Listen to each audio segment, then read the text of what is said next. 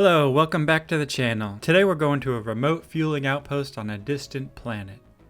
I love sci-fi and future settings that seem lived in and grimy rather than having a pristine utopian version.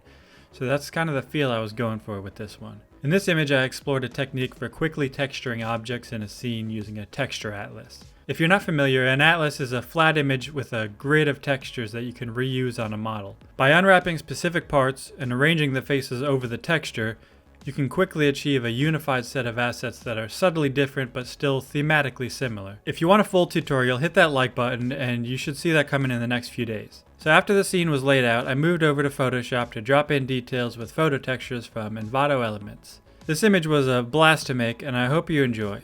So if you got value out of this, please like, subscribe, hit that bell to stay up to date on what I'm making, and I'll see you in the next one.